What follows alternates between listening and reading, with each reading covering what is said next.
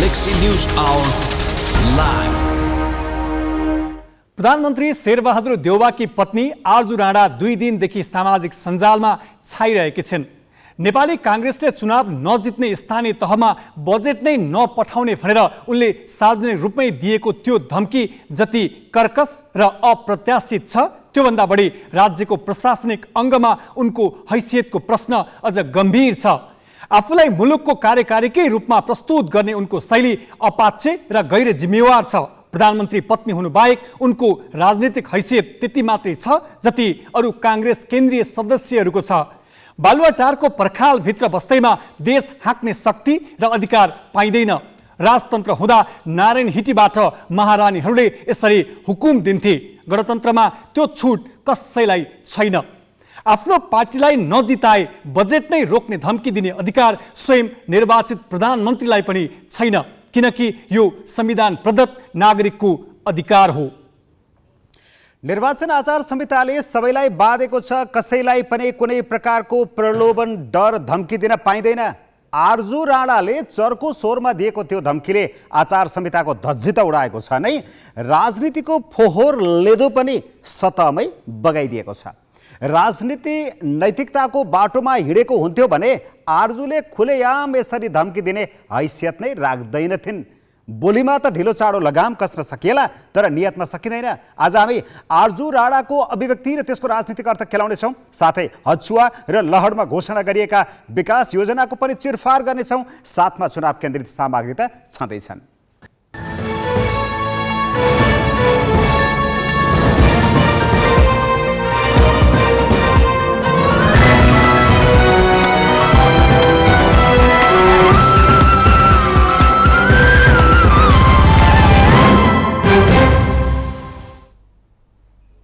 नमस्कार, यो हो गैलेक्सी न्यूज आवर। अब हेडलाइन्स।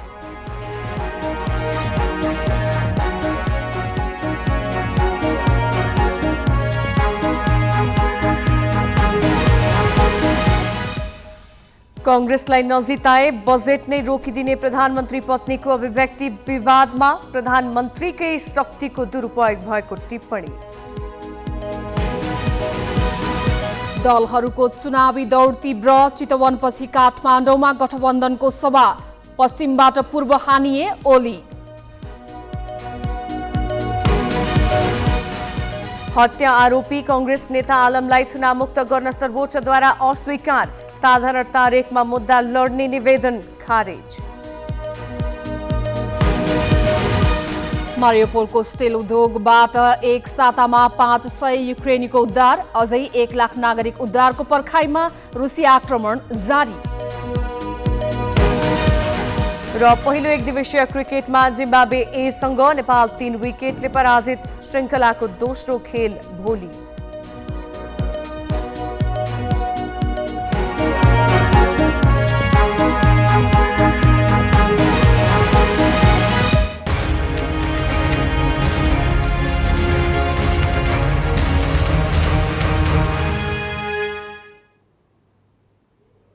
निर्वाचनका बेला राजनीतिक दलले मतदातालाई आश्वासन बाँड्नु अन्यथा होइन। स्थानीय तहको निर्वाचनमा मत बटुल्न अहिले सबैजसो दल र तिनका उम्मेद्वार आश्वासन बाँड्नमै व्यस्त छन्।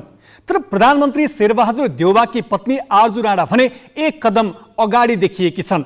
उनले देउवाको शक्तिको आडमा मतदाता सामु धम्कीपूर्ण अभिव्यक्ति दिइरहेकी छन्। कांग्रेसलाई विजयी नगराए बजेट नै नदिने धम्कीलाई प्रधानमन्त्री पदको दुरुपयोग गरेको भनेर राणा यतिबेला आलोचनाको तारो बनेकी छन्। अहिले त्यो चट्टा बट्टा वरिपरिका गुन्डा सुन्डा नाइके फाइकेलाई उठाएर ल करुवाको छाप भनेर तपाईहरु पत्ताउने कसरी पत्ताउन सक्नुहुन्छ? के गर्न सक्छ उसले भोलि सोध्नुस् न।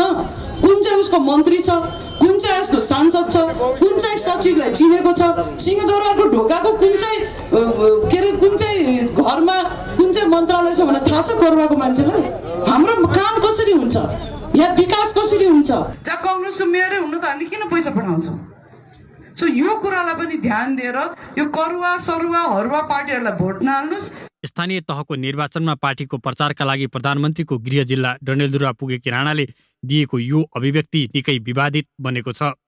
उनले वैशाख 21 गते बस पार्क क्षेत्रमा गरिएको चुनावी सभामा पार्टीका उम्मेद्वारलाई हराए बजेट नै नदिने धम्की दिएकी हुन्। जबकि राणा बजेट बनाउने र विनियोजन गर्ने सरकारी पदाधिकारी नै होइनन्। अर्थ मन्त्रालयले जनसङ्ख्या, भूगोल लगायतका विभिन्न सूचकलाई आधार मानेर तयार पारिएको सूत्र अनुसार पालिकाहरूलाई बजेट उपलब्ध गराउँछ। एउटा कुरा स्थानीय तहलाई बजेट रोक्न प्रधानमन्त्रीले समेत पाउँदैनन् भने अर्को कुरा स्थानीय तहमा कसलाई जिताउने भन्ने निर्णय गर्ने अधिकार मतदाताको हो।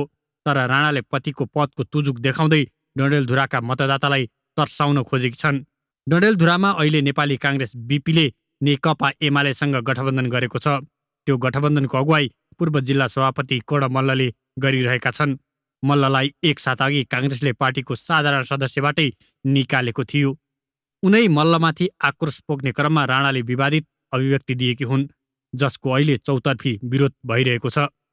राणाले करुवा चिन्हमा मत नहाल्न भनेको पार्टी नेपाली काङ्ग्रेस बीपी हो। यो पार्टी अहिले डडेलधुरामा काङ्ग्रेस सामु चुनौतीका रूपमा देखिएको छ। मल्लले राणाले पतिको शक्तिको आडमा डडेलधुराका मतदाताको अपमान गरेकाले 30 गते निर्वाचन मार्फत यसको हिसाब किताब गर्ने जवाफ दिएका छन्। देशको प्रथम महिलाको सम्मानले सम्मानित व्यक्तित्व हो। तर जुन ढङ्गले उहाँले डडेलधुराका आम जनतालाई, काङ्ग्रेसका रूपका मतदातालाई, निरन्तर छपटक शेरबहादुर देउवाजीलाई मत दिने मतदातालाई र हामी जस्ता कार्यकर्ताहरूलाई र यहाँको विकास निर्माणलाई उहाँका अभिव्यक्तिबाट पूर्ण रूपमा अपमानित भएका छन् र त्यसको प्रतिकार 30 गतेको मतदानका माध्यमबाट डडेलधुराका आम जनताले यो पटक रुख बाहेकका चुनाव चिन्हमा र विशेषतः करुवा चुनाव चिन्ह र सूर्य चुनाव चिन्हमा मतदान गरिकन त्यसको जवाब दिनेछन् भन्ने कुरामा हामी पूर्ण विश्वस्त छौँ। काङ्ग्रेसले प्रमुख पद नजितेको स्थानीय तहमा बजेट नपठाउने धम्कीलाई राणाले प्रधानमन्त्री देउवाको शक्तिको दुरुपयोग गर्दै आएको रूपमा लिइएको छ।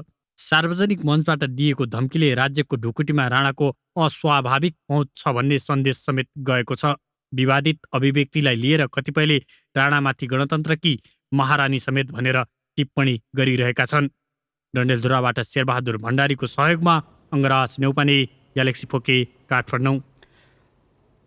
प्रधानमन्त्री पत्नी आर्जु राणाले आफ्नो पार्टीले हार्ने स्थानीय तहलाई बजेट नै नदिने भनी दिएको अभिव्यक्तिलाई कसरी अर्थ्याउने भनेर ग्यालेक्सी संवाददाता अङ्गराज नेउपानेले त्रिभुवन विश्वविद्यालयका राजनीतिक शास्त्रका सहप्राध्यापक अमृत कुमार श्रेष्ठलाई सोधेका छन्। यो लोकतान्त्रिक चरित्रको विकास भइ नसकेको कारणले गर्दा लोकतन्त्र चाहिँ वास्तवमा संविधानमा लेखेर हुँदैन, राजनीति शास्त्रको किताबमा लेखेर मात्रै लोकतन्त्र हुँदैन र लोकतन्त्र असली रूपमा मान्छेको मनभित्र आउनुपर्छ, संस्कारमा आउनुपर्छ र त्यो व्यवहारमा देखिनुपर्छ। र आर्जु देउवा चाहिँ एउटा प्रतिनिधि पात्र हुनुभयो तत्कालको लागि।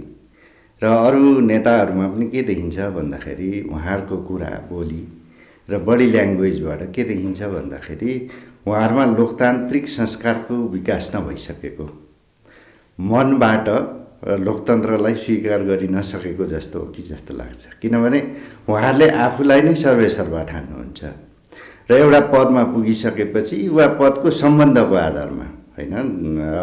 आर्जु देउवा त राष्ट्रको हिसाबले, राष्ट्रिय संविधानको हिसाबले, कानुनको हिसाबले चिनिने व्यक्ति त होइन, तर पनि एउटा प्रधानमन्त्रीसँगको नाताको कारणले गर्दाखेरि उहाँले त्यति बोल्नु भनेको यो लोकतान्त्रिक अभ्यास विपरीत कुरा हो र उहाँले चाहिँ आफूलाई सबै कुरा मै हुँ भन्ने एउटा अहङ्कार आएको हो र बोलीचालीको भाषामा सामन्तीवादी संस्कार भन्छ। त्यसैले उहाँभित्र एउटा सामन्तीवादी संस्कार देखिएको हो र म त के भन्छु भने उहाँ अहिले प्रतिनिधि पात्र मात्रै हुनुभयो, अरूको पनि बोली त्यस्तै खालको छ हाम्रा नेताहरूको, जो लोकतान्त्रिक विधिअनुसार, लोकतान्त्रिक पद्धतिअनुसार, लोकतान्त्रिक संस्कार अनुसारको बोली व्यवहार हाम्रा नेताहरूमा नदेखिएकै हो। यो एउटा दुःखद कुरा। अदालतमा विचाराधीन विषयमा सार्वजनिक रूपमा टिप्पणी गर्न पाइँदैन, अझ मुद्दा प्रभावित गर्ने गरी त झन् बोल्नै हुँदैन। तर पूर्व प्रधानमन्त्री एवं प्रमुख प्रतिपक्षी नेकपा एमालेका अध्यक्ष केपी शर्मा ओलीले चुनावको मुखमा अदालतको मानहानि हुने गरी सार्वजनिक अभिव्यक्ति दिएका छन्। ओलीले टिकापुर घटनामा अदालतले दोषी ठहराइसकेका रेशम चौधरीले कसुर नै नगरेको दाबी मात्र गरेनन्, उनलाई रिहाई गरिनुपर्ने समेत बताए। जबकि सत्तामा हुँदा तिनै ओलीले चौधरीको रिहाईको मागलाई सुनेको नसुनै झैँ गरेका थिए। 2072 भदौ 7 गते कैलालीको टिकापुरमा थरुहट थरुवान संयुक्त सङ्घर्ष समितिको आन्दोलनमा हिंसात्मक झडप भयो।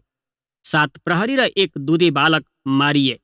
त्यतिबेला त्यो घटनालाई लिएर आन्दोलनकारी विरुद्ध सबैभन्दा आक्रामक अभिव्यक्ति दिने नेकपा एमाले नै थियो। अझ एमाले अध्यक्ष ओलीले त यसलाई षड्यन्त्र र आतंकका रूपमा चित्रण गरेका थिए। राजनीतिका नाममा अपराधलाई कुनै हालतमा पनि छुट दिन नहुने ओलीको त्यति बेलाको अभिव्यक्ति थियो। 2074 जेठ 4 गते तत्कालीन प्रधानमन्त्री पुष्पकमल दाहाल नेतृत्वको सरकारले टिकापुर घटनाका मुख्य दोषी रेशम चौधरी सहितको मुद्दा फिर्ता लिने तयारी गरिरहँदा आक्रामक अभिव्यक्ति दिने एमाले नै भयो। त्यतिबेला आपराधिक घटनालाई राजनीतिक आवरण दिई दोषीलाई उन्मुक्ति दिन खोजेको भनेर एमाले चर्को विरोध गर्यो। दण्डहीनतालाई प्रश्रय दिन खोजेको भनी मुद्दा फिर्ता नलिन एमाले सरकारको ध्यानाकर्षण गरायो। तर त्यही एमालेका अध्यक्ष ओलीले बिहिबार कैलालीको बर्दगोरियामा गरेको भाषण सुनौ। यहाँका थारू नेता जेलमै छन्, अनेकौं हजार मान्छे मरे, जेलमा हुनु परेन। यहाँ हुँदै नभएको मान्छेलाई मुद्दा लगाएर, अर्को मान्छेलाई मुद्दा लगाएर यहाँ हुँदै नभएका रेशम चौधरी त्यस बेला यहाँ थिएनन्, उनलाई मुद्दा लगाउनु पर्ने कुनै कारण थिएन। एउटै घटनालाई लिएर फरक फरक धारणा। चुनावको मुखमा आएर एमाले अध्यक्ष ओलीले कैलालीका मतदातालाई पार्टीतिर आकर्षित गर्न आफ्नो दोहोरो चरित्र उदाङ्गो पारेका हुन्। मतदाता आकर्षित गर्न नेताले राजनीतिक अभिव्यक्ति दिनु अन्यथा होइन। तर यहाँ त अदालतले दोषी ठहर गरी जन्मकैदको सजाय सुनाएका चौधरीलाई पूर्व प्रधानमन्त्री ओलीले निर्दोष भनेर रिहाईको ओकालत गरेका हुन्। ओलीले मतको जोड घटाउका लागि यसरी अभिव्यक्ति दिनुलाई कानुनका जानकारहरू अदालतकै मानहानि गरेको रूपमा अर्थ्याउँछन्। यो देशको दुई चोटि प्रधानमन्त्री भइसकेको, देशको सर्वोच्च कार्यकारीमा 2 चोटि पुगिसकेको मान्छेले बोल्नु भएको छ र के कुरो बोल्नुभयो भन्दाखेरि जुन विषय अदालतमा विचाराधीन भएको छ र जुन विषय सरकारले उठान गरेको विषय छ र सरकारको प्रमुख भइसकेको मान्छेले चुनावको बेलामा त्यस्तो ठाउँमा गएर जहाँ जनसाङ्ख्यिक कुराको एउटा द्वन्द्व चलेको ठाउँ पनि हो, त्यस्तो ठाउँमा गएर निर्वाचनको बेलामा, निर्वाचनको आचार संहिता लागिसकेको बेलामा मान्छेहरूलाई उत्तेजित पनि पार्ने खालले मान्छेहरूको बिचमा द्वन्द्व बढ्न सक्ने सम्भावना पनि रहने स्थितिमा उहाँले बोलेको कुराले यो कुरो मलाई पनि त्यति निको चाहिँ ठिकै हो भन्ने जस्तो चाहिँ लागेको छैन। हाम्रो देशमा एउटा समस्या के छ भने मान्छे जति ठुलो पदमा पुग्छ त्यति जिम्मेवारी हुनुपर्ने ठाउँमा गैर जिम्मेवार भएको अवस्था देखिन्छ। अहिले पूर्व प्रधानमन्त्रीजीले पनि यो भनेको कुरो चाहिँ सान्दर्भिक हो जस्तो मलाई पनि लाग्दैन। किन लाग्दैन भने यसरी हेर्नुपर्छ, उहाँले भनेका कुराले समाजमा शान्ति बढ्छ कि द्वन्द्व बढ्छ, उहाँले भनेका कुराले समाजमा तपाईँको के भन्छ अस्थिरता ल्याउँछ कि स्थिरता ल्याउँछ, त्यो हेर्नुपर्छ होइन। त अहिले चुनावको सन्दर्भमा उहाँले त आचार संहिता पालन गर्नुपर्छ। आचार संहिता भनेको के पनि हो भन्दाखेरि आम मान्छेका बिचमा कुनै कुराले द्वन्द्व सिर्जना नहोस्, समुदायका बिचमा द्वन्द्व सिर्जना नहोस्, कुनै मान्छेका बिचमा देशका स्थापित संस्थामा भ्रम नहोस्। के न्यायालयमाथि भ्रम उत्पन्न हुने गरी देशको पूर्व कार्यकारी प्रमुख भएको मान्छेले बोल्न सुहाउँछ? जिल्ला अदालत कैलालीले चौधरी सहित 11 जनालाई 2075 फागुन 22 गते जन्मकैदको फैसला सुनाएको थियो। त्यसका विरुद्ध उनी उच्च अदालत गए। मुद्दाको छिनोफानो हुन बाँकी नै छ। त्यसो त ओलीको दोहोरो चरित्र अहिले मात्र उदाङ्गो भएको होइन। उनले आफू प्रधानमन्त्री पदमा बहाल रहँदा 2078 जेठ 18 गते चौधरी सहितको मुद्दा फिर्ता लिने सम्झौता गरेका थिए। त्यतिखेर ओलीलाई सत्ता टिकाउनु थियो। त्यही कारण चौधरीको पार्टीलाई सरकारमा ल्याउनका लागि ओली मुद्दा फिर्ता लिन समेत तयार भएका थिए। राजनीतिक दलका नेताले मत आकर्षित गर्नु स्वाभाविकै मानिए पनि अदालतप्रतिको विश्वास भड्काउने र विद्वेष फैलाउने ओलीको बोलीको अहिले चर्को आलोचना भइरहेको छ। क्यामेरामा जय तामाङका साथ अक्षर काका, ग्यालेक्सी फोके, काठमाडौँ।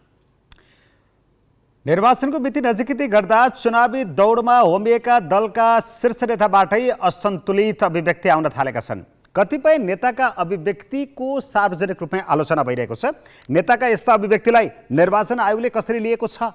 हामीले यो प्रश्न निर्वाचन आयोगका प्रवक्ता शालिग्राम शर्मा पौडेललाई सोधेका छौँ। अब जे जति पनि निर्वाचन आचार संहिता 2078 विपरीत जो कोहीले पनि बोलेका छन् ती कुराहरू आयोग समक्ष विभिन्न माध्यमबाट आएका छन्। सामाजिक सञ्जालबाट आएका अथवा मिडियाबाट आएको अथवा अन्य टेलिफोन हाम्रो 1102 मा टिपाएका कुराहरू सबै चिजहरूलाई आयोगले नोटिसमा लिएको छ।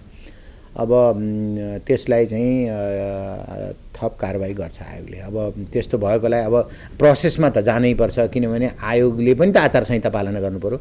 आयोगको लागि आचार संहिता भनेको त ऐन कानुन संविधान सबै हो। अब कसैले केही गर्यो भनेर सामाजिक सञ्जालमा मिडियामा आएको कुरा भेरिफाई आयोगले गर्नुपर्छ। एकचोटि उहाँहरूलाई सुनवाईका मौका पनि दिनुपर्ने हुन्छ। तपाईँले भनेका जे जति पनि इस्युजहरू छन् तिनको बारेमा आयोगले सोध्छ, सोधेपछि के जवाफ आउँछ त्यसका आधारमा आयोग सेटिस्फाइड भयो भने त्यो तामेलीमा बस्छ, होइन भने फेरि थप कारबाही गर्छ। नेताहरू समाजलाई बाटो देखाउने अगुवा हुन्। उनीहरूका हरेक व्यवहारले समाज र नागरिकमा छाप पार्छन्। उनीहरू गति छाडा हुने हो भने समाज पनि भ्रष्ट हुन थाल्छ। त्यसैले नेताका सार्वजनिक बोली र व्यवहार स्वस्थ हुनुपर्छ। नेपाली राजनीतिको विडम्बना के छ भने नेताहरू यही मूलभूत आदर्शबाट कोसौँ पर छन्। आरजु राणाले जे र जसरी बोलिन् त्यसले नेपाली राजनीतिको मूल चरित्र देखाइदिएको छ। पैसाको तुजुकले मतदाता प्रभावित पार्ने दलहरूको पुस्तौँ लामो विरासत अझैसम्म बेरोकटोक चलिरहनु लोकतान्त्रिक समाजको लागि घातक हो। अर्कोतिर अदालतको मानहानि गरेर केपी शर्मा ओलीले विधिको शासनप्रति औँलो उठाएका छन्। अगुवाहरूले नै बोलीमा लगाम लगाउन नसक्ने हो भने समाजको बोली कसरी मिठो हुन सक्छ। अब पालो सही कि गलतको।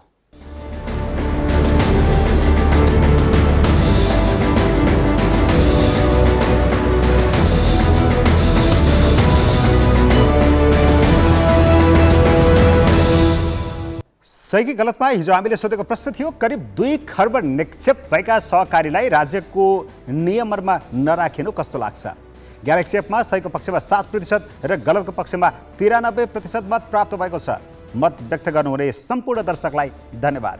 अब आजको प्रश्न, टिकापुर घटनामा अदालतले दोषी ठहराइसकेका रेशम चौधरी निर्दोष भएकाले उनलाई रिहा गर्नुपर्ने एमाले अध्यक्ष केपी ओलीको माग कस्तो लाग्यो?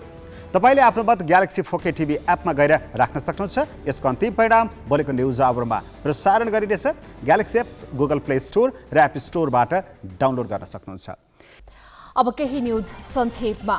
सर्वोच्च अदालतले कारागारमा रहेका नेपाली कांग्रेसका नेता एवं पूर्व मन्त्री मोहम्मद आफ्ताब आलमलाई थुनामुक्त गर्न अस्वीकार गरेको छ।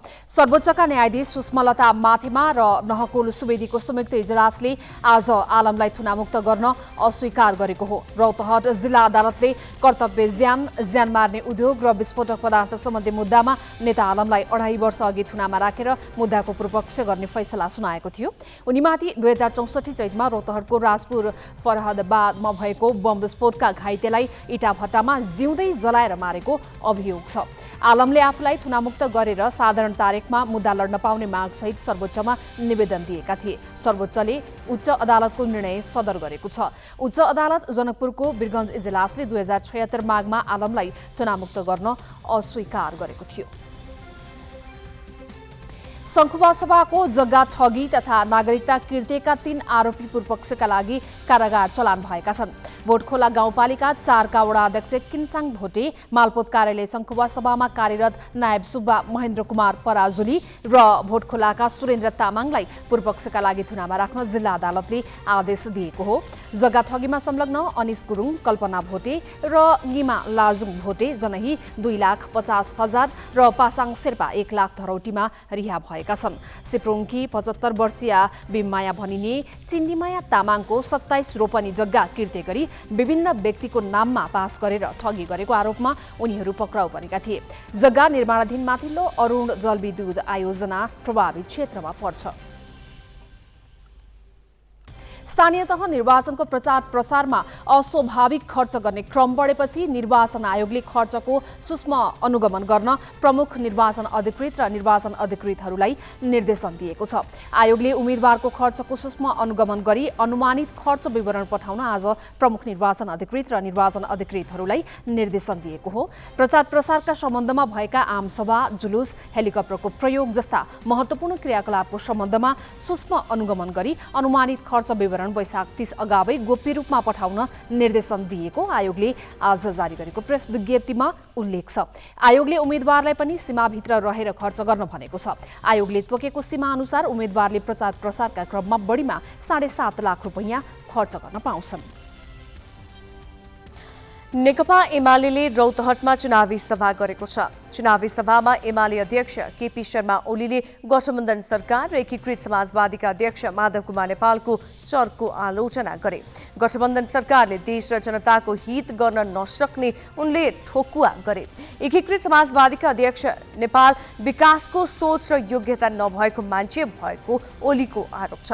रौतहटको विकास नहुनुमा नेता नेपाल नै मुख्य दोषी रहेको उनले बताए।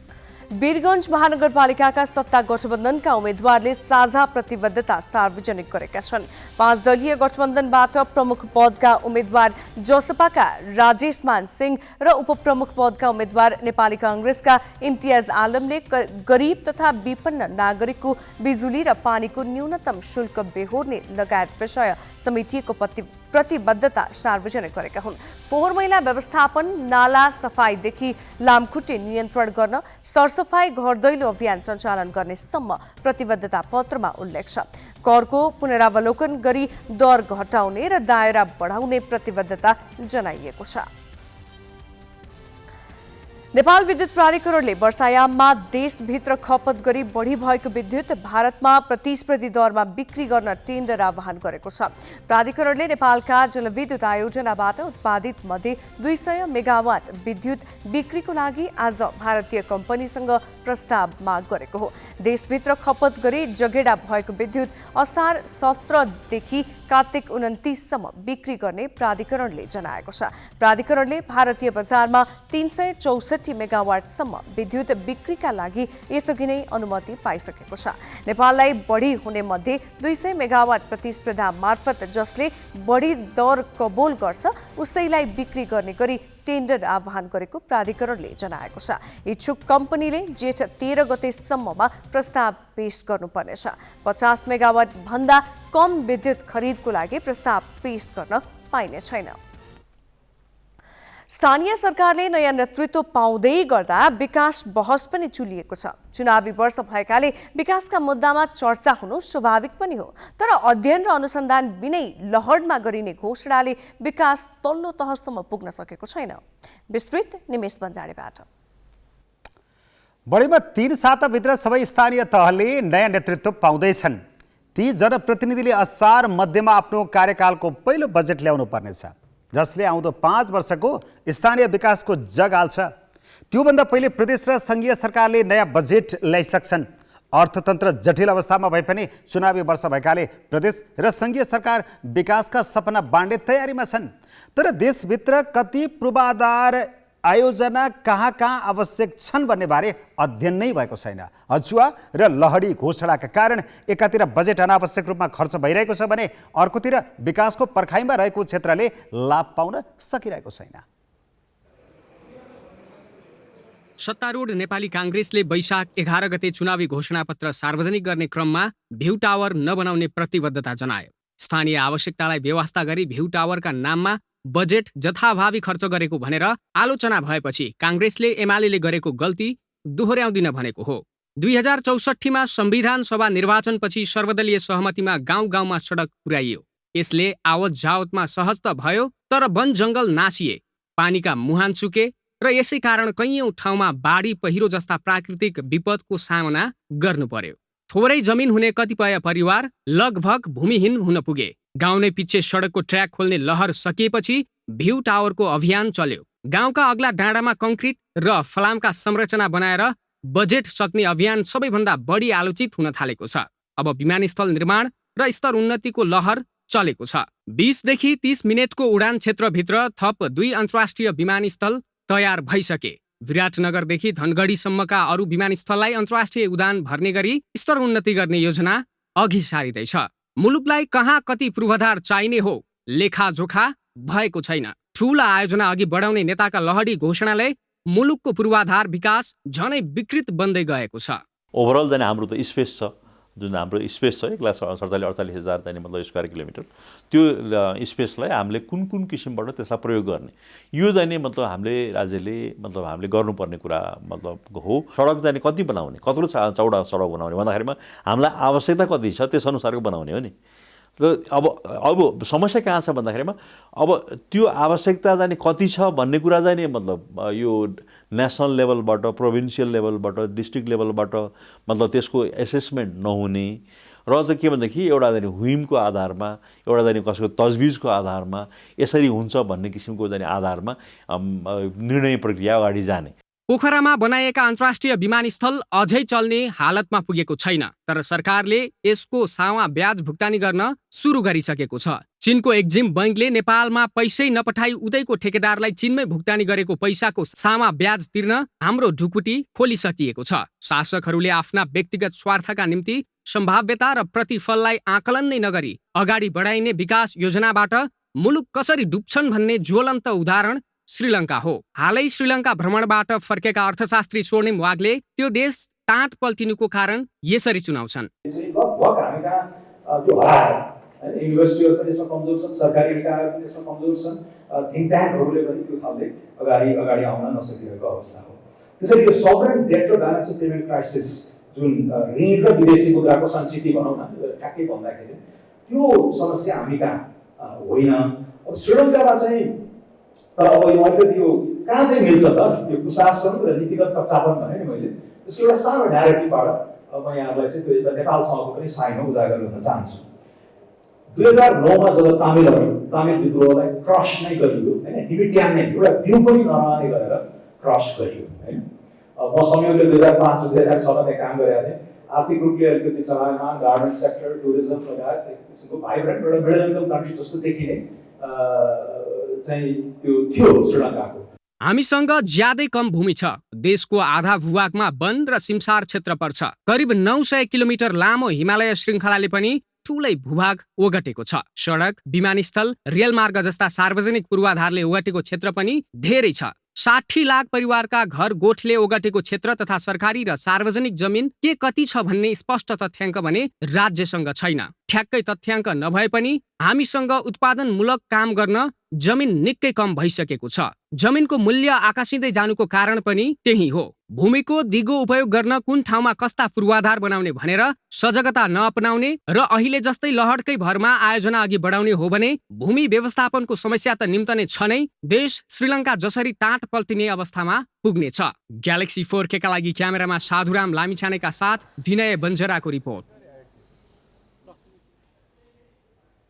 नेपाल जस्तो अति कम विकसित मुलुकका लागि पूर्वाधार लगानी बढाउनुको विकल्प छैन, तर यसका लागि गहिरो अध्ययन योजना चाहिन्छ।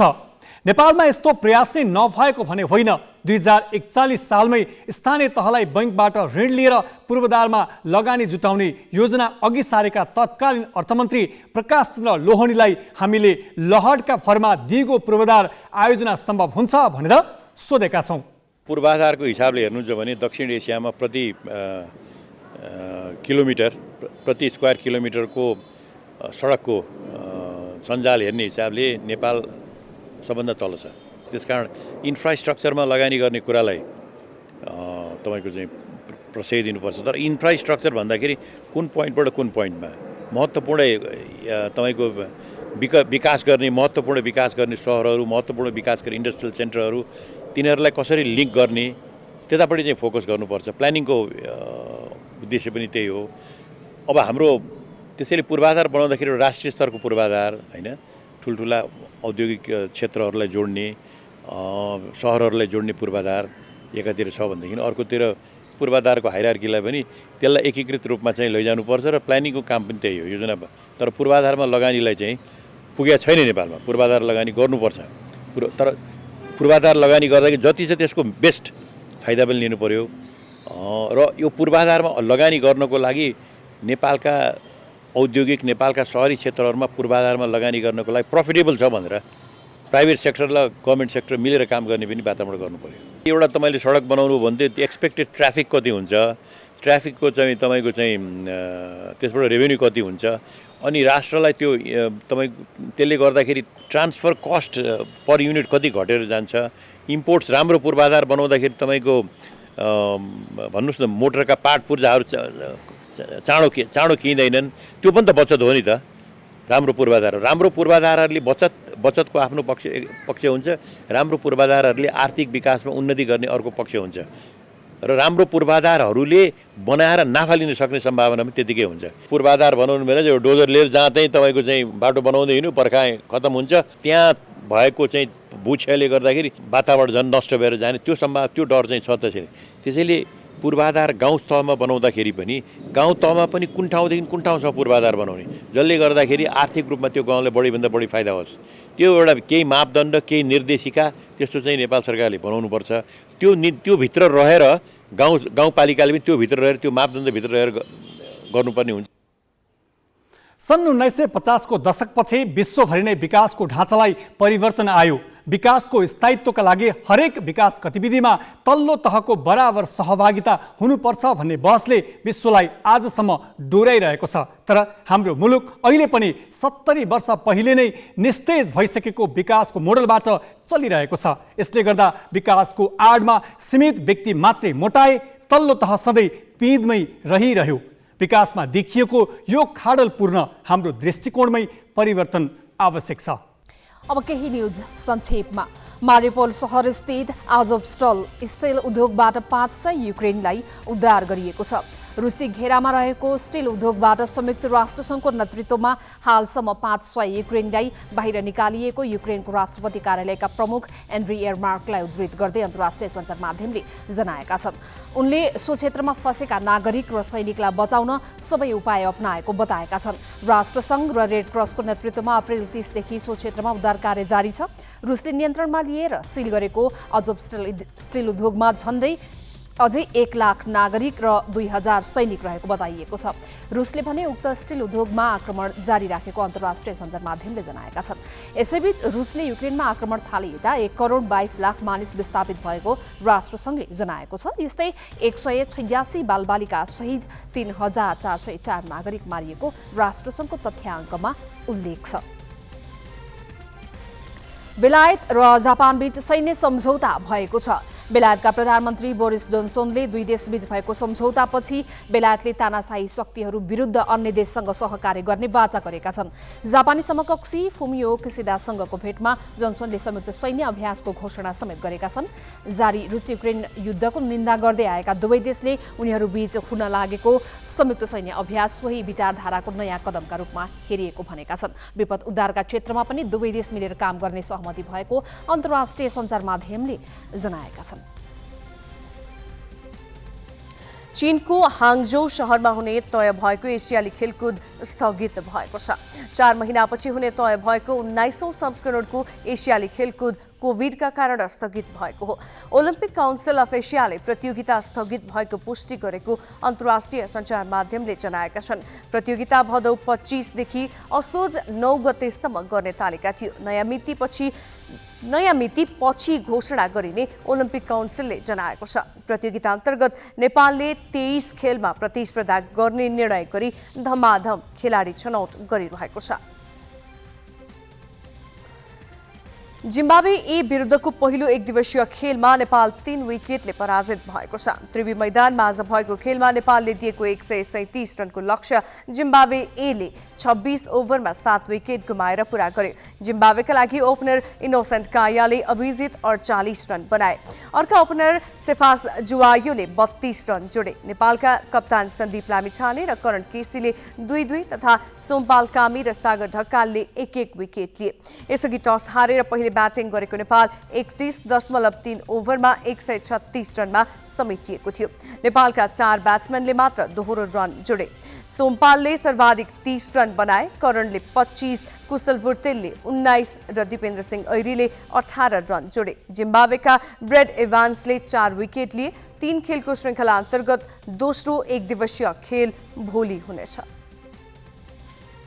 6औं संस्करणको राष्ट्रिय महिला तथा पुरुष क्लब भलिबल लिग अन्तर्गत पुरुषतर्फ त्रिभुवन आर्मीले लगातार 5औं खेल जितेको छ।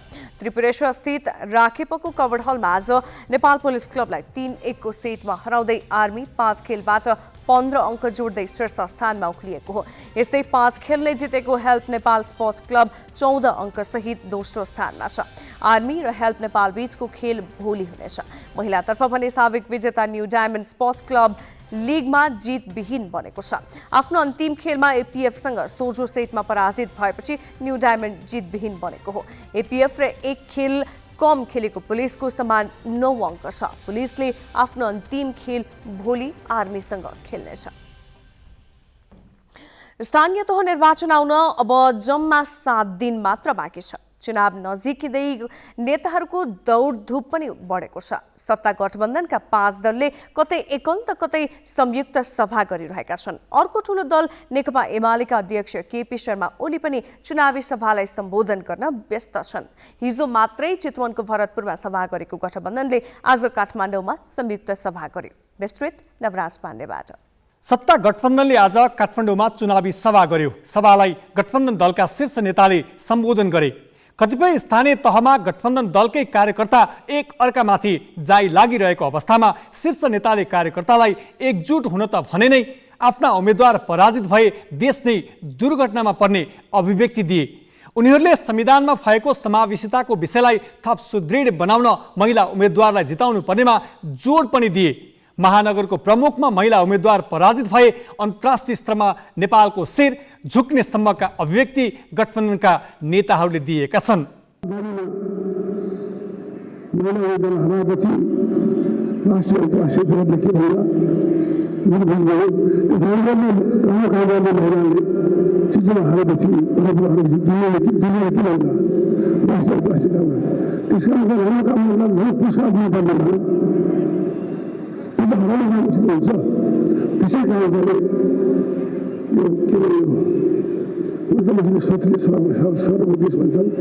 दुईटा गठबन्धनको बीचमा आउने निर्वाचन एउटा ब्याटल, एउटा लडाईँको रूपमा अगाडि आउँदैछ।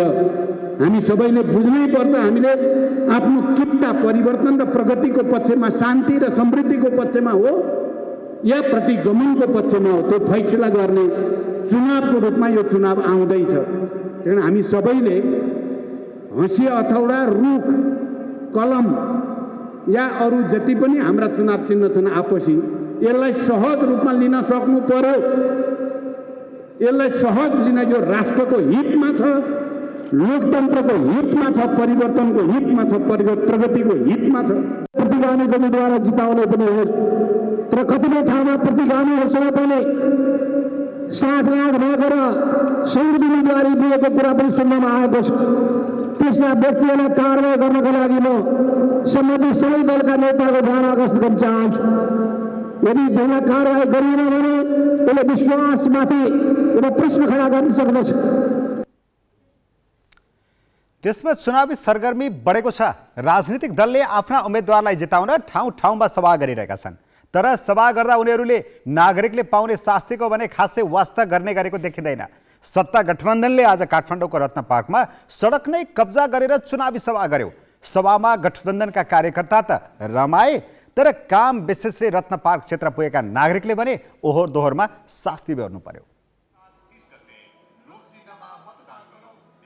रत्न पार्क यस्तो ठाउँ हो जहाँ उपत्यकाका प्रायजसो सबै ठाउँ जाने गाडी पाइन्छ। कतिपय ठाउँका लागि त यहीँ आएर गाडी चढ्नुपर्ने हुन्छ। तर शुक्रबार यो ठाउँमा आम सर्वसाधारणले आफू जाने गन्तव्यका लागि गाडी चढ्न पाएनन्।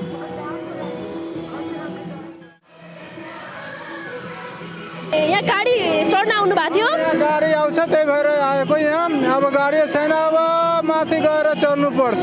दुःख पाउनु भयो? धेरै दुःख पायो। अनि यस्तो पार्टीका कार्यक्रमहरू, दलका कार्यक्रमहरू यस्तो बीच सडकमा हुँदा यहाँहरूले दुःख पाउनुहुन्छ सधैँ, तर पनि सधैँ कार्यक्रमहरू यस्तो ठाउँमा भइरहन्छ, के भन्नुहुन्छ?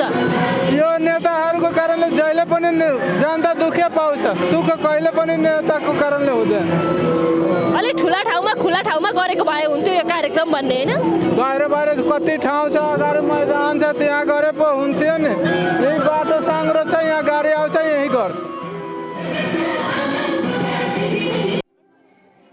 सत्ता गठबन्धनको चुनावी सभाले गर्दा यो ठाउँमा सार्वजनिक सवारी साधन चल्न दिएन, जसले गर्दा आम सर्वसाधारणले धेरै दुःख र शास्ति बेहोर्नु पर्यो। चाबे जानु पर्यो भनेर आएको, धेरै हिँडिसक्यो, आधी घन्टा जस्तो हिँडिसक्यो, गाडी नै पाएको छैन कि।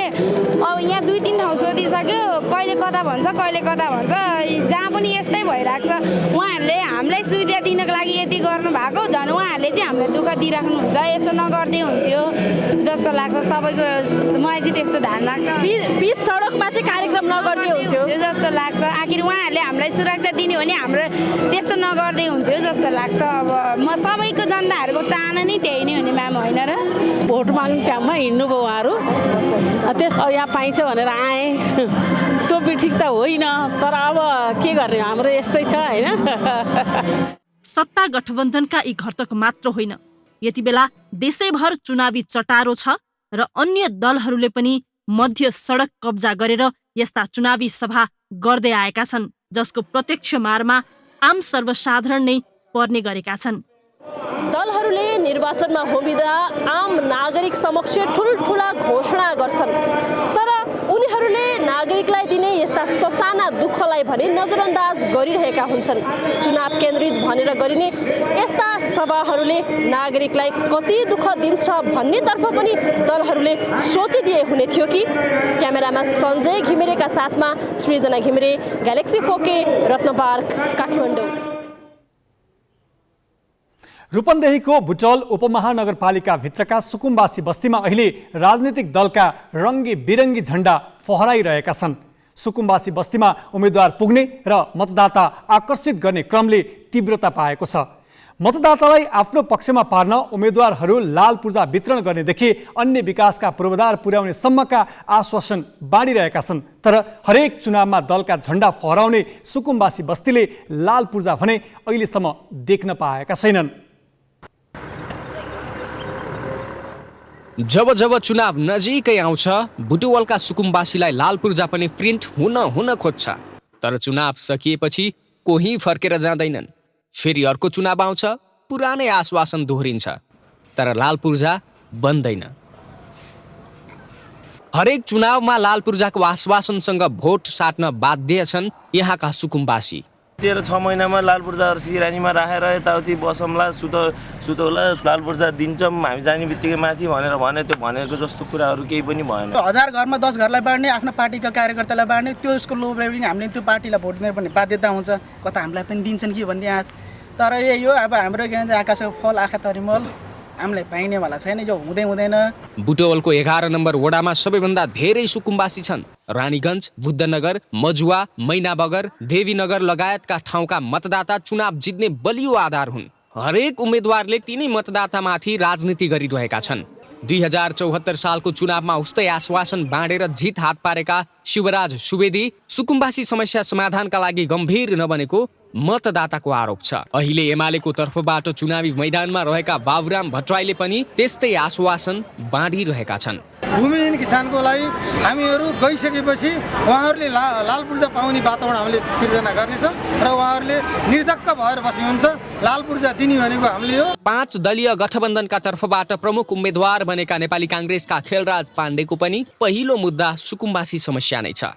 सुकुम्बासी र अवस्थित समस्या समाधानका लागि सबैभन्दा पहिला नगरपालिकाबाट दर्ता प्रक्रिया सुरु गरेर वार्डबाट प्रमाणपत्र दिने सामान्य दस्तुर लिएर वार्डबाट प्रमाणपत्र चाहिँ उहाँहरूलाई वितरण गरेर यो जग्गा उहाँहरूको भन्ने हामीले पाएको एउटा विधि बनाउनेछौँ। 90,065 मतदाता रहेको बुटवल उपमहानगरमा अव्यवस्थित बसोबासका मतदाता झन्डै 40,000 छन्। हरेक पटक सुकुम्बासी बस्तीलाई लाल पूर्जाको सपना देखाएर भोट माग्नाले एकातिर राजनीतिक वितृष्णा पैदा भएको छ भने अर्कातिर सुकुम्बासीका समस्या झन जटिल बन्दै जाने देखिएको छ। ग्यालेक्सी 4K का लागि रूपन्देहीबाट शिव डुम्रेको रिपोर्ट। बिजनेस न्यूज का साथ में नेपा टॉप सब ठीक ठाक। नेपा टॉप सब ठीक ठाक।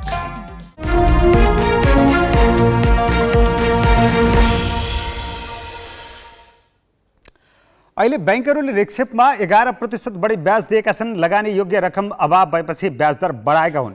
तर सरकार बैंकहरू भन्दा पनि अघि बढेर नागरिकलाई बिक्री गर्ने दुईवटा बचत पत्रमा 12.5% सम्म ब्याज दिन तम्सिएको छ। यसले एकातिर सरकारमाथि ब्याजको बोझ बढी हुने भएको छ भने अर्कोतिर बैंकहरूलाई पनि ब्याज बढाउन दबाव पर्ने देखिएको छ। बैंक तथा वित्तीय संस्थामा लगानी योग्य रकमको अभाव देखिएको झण्डै 2 वर्ष भयो। कोभिड मत्थर भएपछि कर्जाको माग अत्याधिक बढ्दा बैंकिङ प्रणालीमा कर्जा दिन मिल्ने रकम सकिएको हो, जसको परिणाम ब्याज महँगिँदै गएको छ। अहिले बैंकहरूले निक्षेपमा 11% ब्याज दिएका छन्। निक्षेपको ब्याज दर नै दोहोरो अङ्कमा पुगेपछि कर्जाको ब्याज झन चुलिएको छ। यही बेला सरकारले विकास परियोजनामा नागरिकको सहभागिता बढाउन बिक्री गर्ने 2वटा बचत पत्रको ब्याज 2%ले बढाइदिएको छ। राष्ट्र बैंकको सिफारिसमा अर्थ मन्त्रालयले नागरिक बचत पत्र र वैदेशिक रोजगार बचत पत्रको ब्याज दर बढाएको हो। सरकारले 5 वर्षे अवधिको नागरिक बचत पत्रमा 11% र वैदेशिक रोजगार बचत पत्रमा 12.5% ब्याज दिने भएको छ। ब्याज दर बढाउनुको उद्देश्य के हो त भनेर भन्दा यसप्रतिको आकर्षण चाहिँ बढाउनु पर्ने अत्यन्त ठुलो आवश्यकता छ। विगतको सबै तथ्याङ्क हेऱ्यौँ भने हामीले जति निष्कासन भएको छ वैदेशिक रोजगार बचत पत्र त्यसको करिब 5% जति मात्रै सब्सक्राइब भएको छ। त्यसैले वैदेशिक रोजगार बचत पत्र भनेको वैदेशिक रोजगारीमा गएका विशेष गरी रेमिट्यान्स जुन मुलुकहरूमा आर्जन हुन्छ ती मुलुकहरूमा काम गर्ने मान्छेहरूलाई लक्षित गरिकन निकालिएको हो। यसलाई हामीले अलिकति थप ब्याज दर दिन सक्यौँ यसमा भने यसप्रतिको आकर्षण बढाउन सकिन्छ भन्ने मुख्य उद्देश्य हो। अहिले सरकारले बचत पत्रको ब्याज बढाउँदा नागरिकको आकर्षण त बढ्ला, तर यसले वित्तीय क्षेत्रलाई ब्याज बढाउन दबाब दिन सक्छ। राष्ट्र बैंकले यही जेठ 12 गते 2 अर्बको नागरिक बचत पत्र र 18 गते 50 करोडको वैदेशिक रोजगार बचत पत्र निष्कासन गर्दैछ। यो सानो रकम हो, तर पनि नागरिकले बैंकको निक्षेप झिकेर बचत पत्रमा लगानी गर्न थालेमा बैंकहरूलाई ब्याज बढाउन दबाब पर्छ। अर्कोतर्फ राज्यलाई आर्थिक भार पनि बढ्छ। सर्वसाधारण नागरिकले ब्याङ्कहरूमा राखेको पैसो नागरिक बचत पत्र र वैदेशिक रोजगार पत्रमा केही हदसम्म, ठुलो हदसम्म त होइन, केही हदसम्म जान सक्ने भएको कारणले ब्याङ्क तथा वित्तीय संस्थाहरूमाथि ब्याज दर पुनः बढाउनु पर्ने किसिमको दबाब त आउन सक्छ। तर सरकारले जुन परिमाणमा यी 2टा बचत पत्रको निष्कासन गर्ने योजना बनाएको छ त्यो अत्यन्त सानो परिणामको। राष्ट्रिय नागरिक बचत पत्र त 2 अरबको न हो, 200 करोडको न हो। त्यसोस्ले अब ब्याङ्क तथा वित्तीय संस्थाहरूको ठुलो स्केलको त्यो बचत निक्षेप बाहिरिने भन्ने कुरो त आउँदैन, तर केही मनोवैज्ञानिक असर चाहिँ पर्छ। राष्ट्र बैंकले 11 वर्षमा कुल 13 अर्ब 58 करोड रुपियाँ बराबरको वैदेशिक रोजगार बचत पत्र जारी गरेकामा जम्मा 5% मात्रै बिक्री भएको छ। पछिल्लो 5 वर्षमा जम्मा 3.25% बिक्री भएको छ। नागरिक बचत पत्र केही बढी बिक्री भएको छ। नागरिकको पहुँच बढाउन यी बचत पत्रमा अहिले अनलाइन आवेदन दिन मिल्ने व्यवस्था गरिएको छ। तर पनि ब्याज बढाएर मात्रै आकर्षित गर्न खोज्दा वित्तीय क्षेत्रमा पर्ने असर र सरकारमाथि पर्ने बोझ ख्याल गरेको देखिएन। क्यामेरामा जय तामाङका साथ चिरञ्जीवी भट्टराई, ग्यालेक्सी फोके, काठमाडौँ। 24औं संस्करणको राष्ट्रिय पौडी प्रतियोगिता आज सकियो। प्रतियोगिताबाट 16 खेलाडी एसियाली खेलकुदको लागि प्रारम्भिक छनौटमा त परे, तर खेलाडीले अपेक्षा अनुसार प्रदर्शन गर्न सकेनन्। प्रतियोगितामा मात्र 2वटा राष्ट्रिय कीर्तिमान बने। ती 2 कीर्तिमान नासिर हुसेनको नाममा रह्यो। 24औं संस्करणको राष्ट्रिय पौडी प्रतियोगिताबाट 13औं दक्षिण एसियाली खेलकुद साकी रजत विजेता डुवाना लामा र नासिर हुसेन 19औं संस्करणको फिना वर्ल्ड स्विमिङ च्याम्पियनसिपका लागि छनौट भएका छन्। नासिर 2 दिने प्रतियोगितामा राष्ट्रिय रेकर्ड बनाउने एक्लो खेलाडी बने। उनले 2 राष्ट्रिय कीर्तिमान सहित 4 स्वर्ण जिते। 100 मिटर फ्री स्टाइलमा प्राप्त गरेको 608 फिना अङ्क सहित उनी छनौट भएका हुन्। अब टुर्नामेन्ट भइरहेको थिए पनि अब आई फिल लाइक झन् राम्रो हुन्थ्यो, किनभने अब ब्रेक भएन नि। तर लकडाउनमा अब यस्तो ब्रेक भयो, हाफ इयर जति ग्याप भयो। अब सबैजना यहाँको स्विमरहरूको फिटनेस सबै डाउन भएको थियो, त्यसले झन् अलिक गाह्रो बनायो। मेरो टार्गेट अब मेरो ठ्याक्क मैले 2टा इभेन्ट चुज गर्न मिल्छ, त्यसमै मेरो अब नेसनल रेकर्ड ब्रेक गर्ने हो। मेरो अब त्यही छ प्लान, अब ट्रेनिङ गरेर नेसनल रेकर्ड ब्रेक गर्ने। डुवाना भने सर्वाधिक स्वर्ण जित्ने खेलाडी बनिन्। उनले 5 स्वर्ण जितिन्, तर राष्ट्रिय कीर्तिमान बनाउन सकिनन्। 2076 मङ्सिरमा भएको दक्षिण एसियाली खेलकुदपछि प्रतियोगिता ठप्पै भएकाले प्रदर्शन तिखार्न नपाएको डुवानाको भनाइ छ। अलिकति अन्डर पर्फर्म गर्यो, तर एक्सपेक्टेड थियो किनभने मेरो इन्जुरीहरू थियो like this year. So I am happy with my performance किनभने भर्खर फेरि मोमेन्टम पिकअप गरिरहेछ ट्रेनिङमा। So ya I am glad अनि all I can do is like try get PBs and records. हजुर 200 मिटर फ्री स्टाइलमा प्राप्त गरेको 552 अङ्कले डुवाना छनौटमा परेकी हुन्। सागमा गरेको प्रदर्शनका कारण उनीबाट उत्कृष्ट खेल अपेक्षा गरिएको थियो। राष्ट्रिय कीर्तिमान नबनाए पनि उनले पहिलो पटक फिना वर्ल्ड च्याम्पियनसिपमा स्थान बनाइन्। यसबाट उनी उत्साही छिन्। वर्ल्ड च्याम्पियनसिपमा राष्ट्रिय रेकर्ड बनाउने उनले लक्ष्य बनाएकी छिन्। धेरै इफेक्ट गरेछ किनभने like all of us have lost a lot of fitness and like it kind of stopped our momentum into like the game. So this as our first event has actually been really good to start off the momentum for the year, like for the swimming season. So yeah, it did have a really big effect because everyone hasn't swam, don't know where they are fitness wise. यो प्रतियोगिताबाट 16 खेलाडी एसियाली खेलकुदको प्रारम्भिक छनौटमा परेका छन्। Olympian Alex Shah र गौरीका सिंह स्वत प्रारम्भिक छनौटमा परे। पौडीको राष्ट्रिय प्रतियोगिता भने नतिजाको आधारमा खल्लो देखियो। 7-8 वटा राष्ट्रिय कीर्तिमानलाई सामान्य मान्य गरिएकोमा यो पटक मात्र 2 कीर्तिमान बने। धन्न नासिरले साक जोगाइदिए। हामी ग्यालेक्सी न्यूज आवरको अन्त्यमा छौं। जाँदा जाँदै हेडलाइन्स।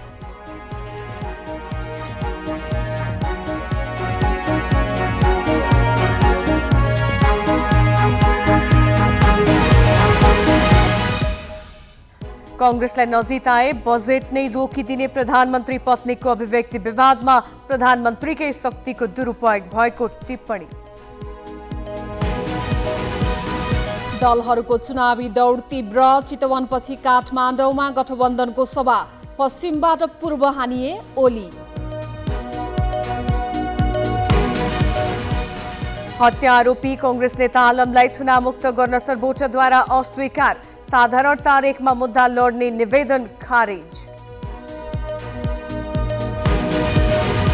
मारियोपोलको स्टिल उद्योगबाट एक सातामा 500 युक्रेनीको उद्धार। अझै 1 लाख नागरिक उद्धारको पर्खाइमा।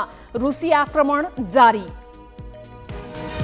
र पहिलो एकदिवसीय क्रिकेटमा जिम्बाब्वे एसँग नेपाल 3 विकेटले पराजित। श्रृङ्खलाको दोस्रो खेल भोलि।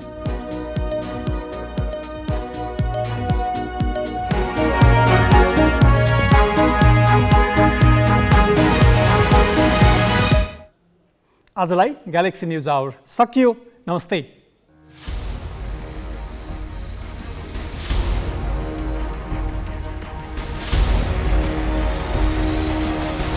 This is Galaxy News Hour Live.